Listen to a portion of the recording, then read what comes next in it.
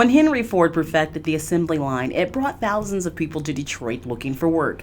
They found jobs in a public school system that was once a shining model to the nation. When Detroit had this monumental growth, it wasn't just because of the booming auto industry.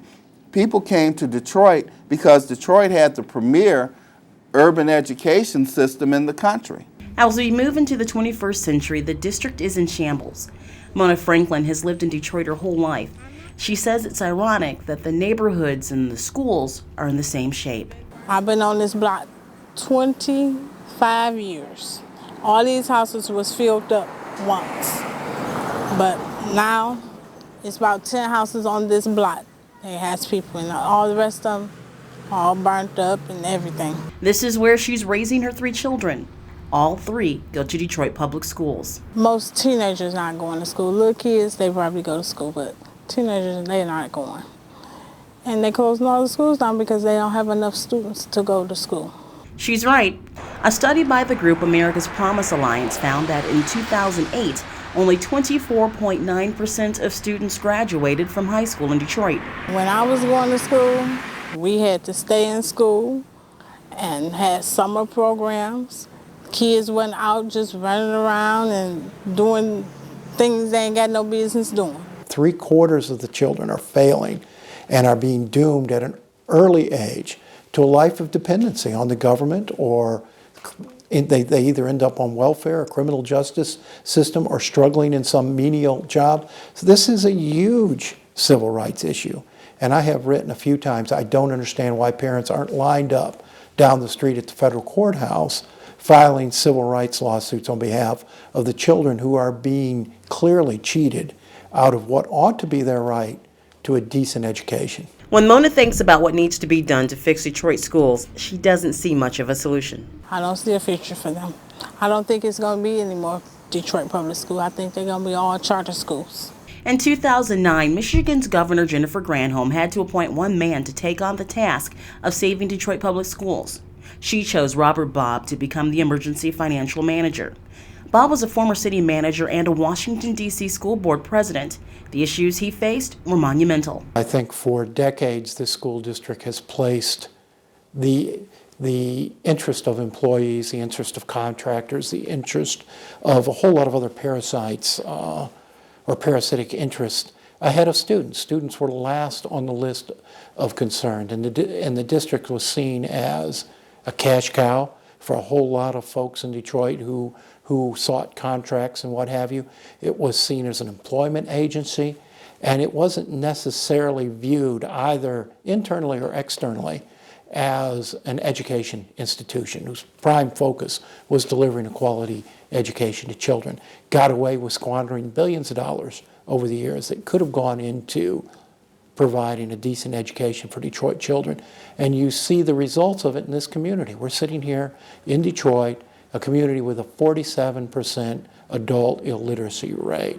That is as big an indictment on a school system as you can imagine. The first thing Bobb had to do, clean up a corrupt system benefiting adults. As part of our review, we discovered that we had over 500 employees on the payroll without a budget. We had contracts in desk drawers. We had invoices that had not been processed for months, even years. So from a financial standpoint, the Detroit Public School System swimming in very red ink. He had to make a number of changes just to get the district in shape so it can educate its children. In a year, we've conducted over 200 audits of various operations of the Detroit Public Schools. We corrected 82 very serious audit financial findings. We turned over about 200 individuals to our Inspector General's office in the payroll audit for further investigations. We had people receiving health care benefits from Detroit Public Schools who were ineligible to receive those benefits. We eliminated the number of health care providers, saved us about $47 million on an annualized basis. Privatization of all of our student transportation services. That's going to save us $50.5 million over the next 5 years. We laid off 72% or reduced 72% of our central office, because in school system, the central office is like the center of attention. Our issue is that our schools should be our center of attention. And we shouldn't have hundreds of administrators running around a central office, handing edicts to our schools. I've non-renewed about approximately 682 contracts of individuals who had contracts. The contract expired. I wouldn't renew them. All of Bob's changes aren't just financial. He created the Emergency Summer School Achievement Program and attracted thousands of volunteers to help Detroit students learn to read at grade level. He's worked to create a system where students are learning and can actually read their diplomas. We're reforming all of our academic programs to put more rigor in our classrooms so that our kids, over a period of time, will be able to compete in the 21st century against kids not in Michigan or the U.S., but worldwide. The greatest resistance comes from those who are guardians of the status quo, who still guard the status quo long after the status quo has lost its status. Among the opposition, the Detroit Federation of Teachers, especially some of its more radical elements. There's still a huge contingent of dissidents in that union, and it's not an insignificant minority. It's a significant group of teachers who resist every reform, who resist every change, and who still see the school district as being primarily a paycheck provider rather than an education provider. Steve Kahn, a Detroit school teacher, is heading resistance to change. Robert Bob is here to destroy education in our city. I don't think there's any good faith effort on the part of Robert Bob to figure things out and to help things. I don't think it's innocent mistakes. I think it's purely a hit on Detroit Public Schools to privatize so a bunch of companies can come in and enrich themselves at public expense. He's here to destroy. He's on a wrecking mission, and that's why I oppose him 100%. Mr. Kahn, at some point, it's time for the adults to grow up, because it's about, is it about the children or is it about them? Bob needs to tear down public education. Yeah! We are in the way. We must stand in the way. Is it about getting my day, my spotlight day, as opposed to my day of helping a child who is behind in reading and math, giving them some additional tutorial? So if they want to have a walkout, they should have a walk-in and spend a lot of time with their classroom children, and then at the end of their school day, have a real walk-in on tutoring all of those kids who are behind in teaching and in learning. That's what they should have, is the damn walk-in, not a walk-out. Among those lined up against Robert Bob and his changes, the Detroit School Board. It's interesting to me, at least, those who want to, challenge us on the academic side, that somehow all of a sudden they've gotten religion. They've been in charge for years. And so if you had it, it was in your hands. You didn't do anything with it. So now all of a sudden we're driving both the financial operation and the academic operation, and showing that there really is a focus and care for kids. And now all of a sudden you want to jump on a bandwagon. It's too late, in my humble opinion. Certainly the union has played a major role. School board over the years has probably been the most destructive force. They've enabled the corruption, the mismanagement. We're active participants in it at many times throughout the last quarter century. While Detroit students are failing basic math and can't read, there is a battle going on at the Detroit Federation of Teachers to see who best represents the adults in Detroit schools. DFT President Keith Johnson had a few words to say about Steve Kahn. Steve Kahn is a narcissist.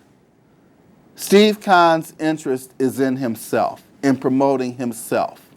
Steve Kahn and his selfish, narcissistic, socialist agenda will never have a place to lead this union. What he has done is exploited black children in Detroit, encouraged them to be disruptive, encouraged them to be disrespectful, in some cases even encouraged them to be violent, while he stands back and observes. And this is the man who helped Steve Kahn get his job back when the teacher was fired in 2007. They knew that I could identify the holes in what the district did. And I did it because an injustice to one is potentially an injustice to all. So I gave them the mechanisms that they needed, the information that they needed, the deposition that they needed in order to save their jobs. Believe me, the negative aspects of him far outweigh the positives. But as a union president or as a union member, when you see a transgression against one of your members, you can't be complicit and just let it happen. You have to do what is right, and sometimes doing what's right can bite you in the butt. This is the group BAM by any means necessary. They're also fighting against Bob. Kahn worked with BAM to recall union president Keith Johnson. When that didn't work, Kahn ran against Johnson, seeking the title union president. You elect us, there's a new sheriff in town. Despite Kahn's efforts, Johnson managed to hold on to his position as union president. In the midst of the resistance and those looking to preserve adult priorities, Bob needed to negotiate a labor contract with the teachers union. We recognize the teachers are going to look out for themselves, and of course we're looking out for the entire system. Bob told the union the district may file for bankruptcy if there were no concessions. The DFT agreed to a new contract. And so I think a lot of it had to do with the financial reality of the Detroit Public School and the fact that if I had to pull the trigger on bankruptcy, I would have, which meant that there would have been no contract. He is trying to do a job that ought to have been done 25 years ago, and basically is starting from the ashes to rebuild a school district. I don't know what more you could ask of him. Robert Bob didn't know his ass from a hole in the ground, so I'm sorry. I mean, I don't know what to say. This is the environment that Bob faces every day as he tries to put the needs of students first in the Detroit Public Schools. This is one of 9 films in the Kids Aren't Cars series. To see them all, go to kidsaren'tcars.com.